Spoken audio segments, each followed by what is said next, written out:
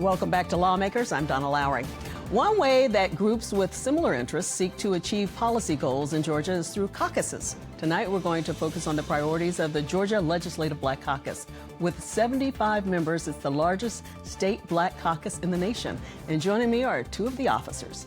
First, GLBC's chair, Democratic Senator Nikki Merritt of Grayson. Her committees include government oversight, health and human service, and urban affairs.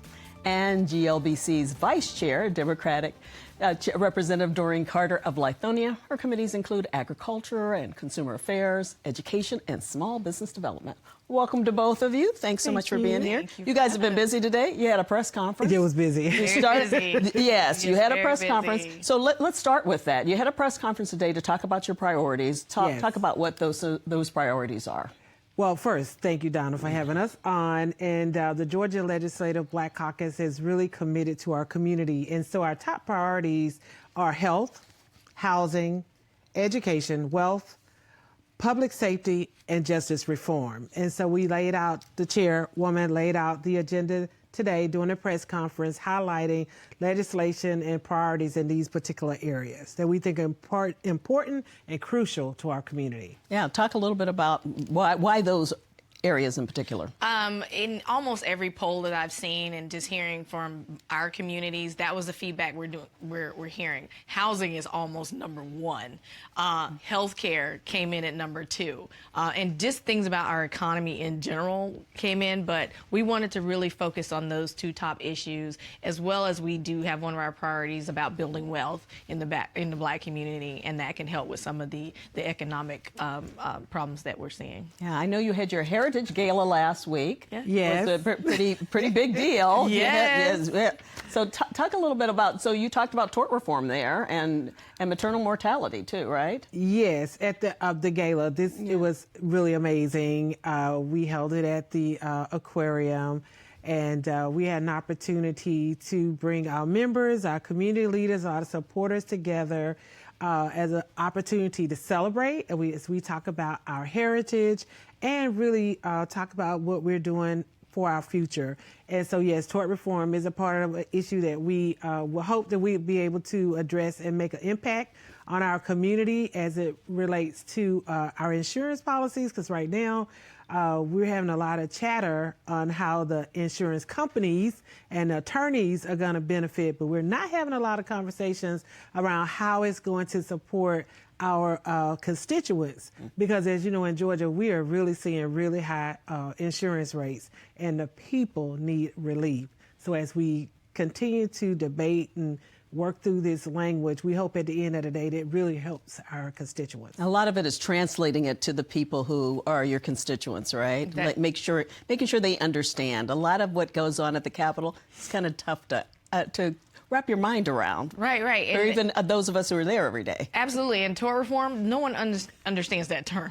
So I just told people, just remember this is a big handout. It's a big handout to corporations.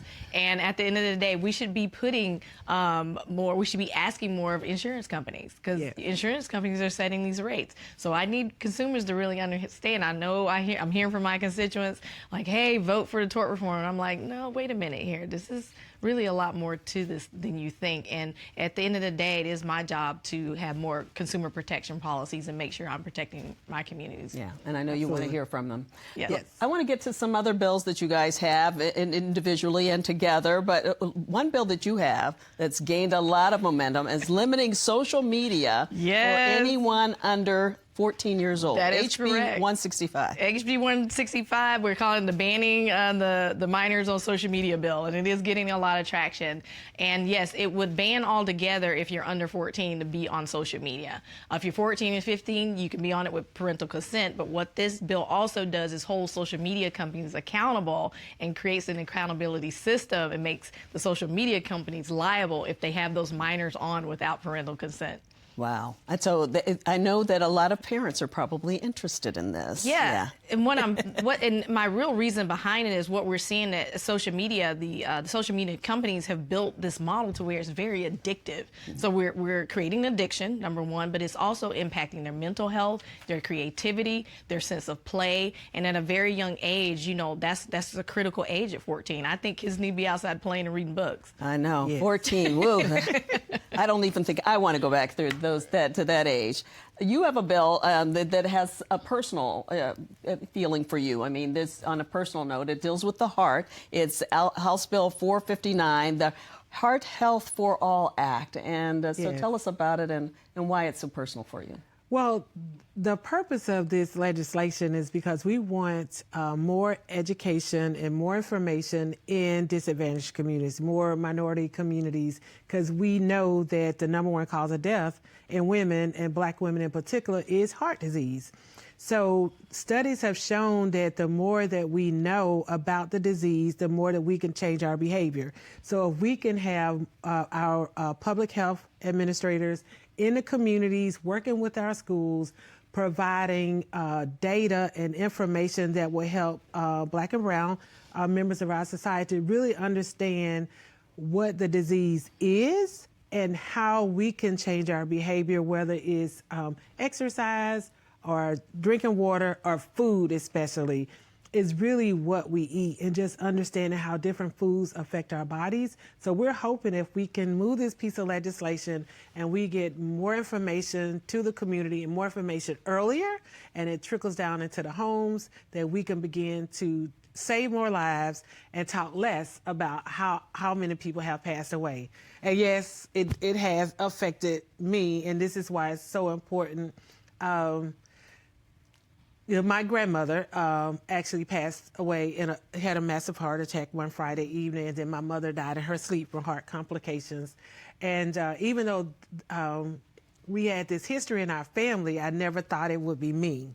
We all think that. We all think that. And interestingly enough, March of 2015, I actually had an attack on my heart, and the doctors were like kind of surprised because my cholesterol wasn't necessarily high, and blood pressure was a little elevated, but it wasn't what you would have expected.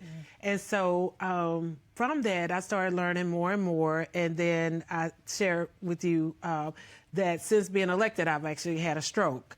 And so I've learned, then having that there's something in our lipoprotein that the doctors are beginning to understand that that's an indicator of you could be predisposed to heart disease. So there are studies that I participate in. And so with knowing all of this, I do everything that I can to educate our community. So since I've been elected, I've held the Heart Healthy lunch at the Capitol in the community every year on that first Friday in February. And every year we've done it, someone said thank you, because they were having some issues, but they may not have gone to the doctor had they not been exposed to that information. You're making a difference. Yes. It's just it's a changing the way people look at things. It is.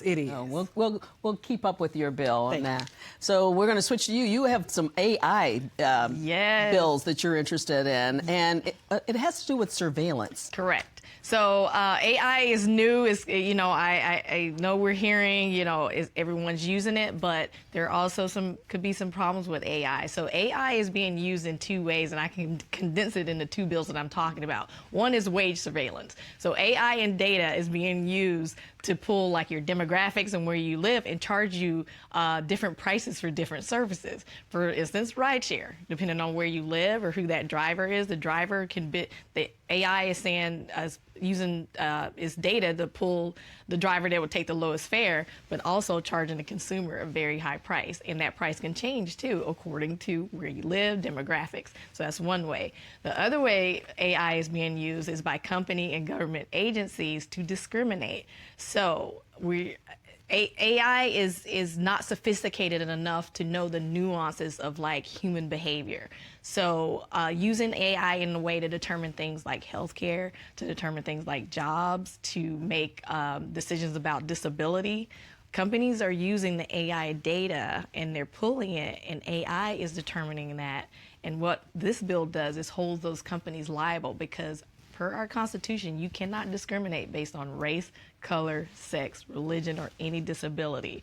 So companies need to be held accountable. We can't sue AI, but we can sue those companies. And AI only knows what the programmers are telling it. So if we have a bunch of information out there on the internet that is biased, and we know we have a very biased and we have some discriminatory things in our society, AI is pulling that information. So you're actually allowing AI to make decisions based on bad data. Wow. So there a lot of scary things. It is. That is your scary. Stuff is scary, and It's yours scary. is scary on another Right, level. right. But I appreciate you both doing what you're doing down at the Capitol to try to get that to go, to educate people about it and to try to protect us in some kind of way. Yes. Thank you both for coming in today. Thank Appreciate you. that. Thank you. And that does it for Lawmakers tonight.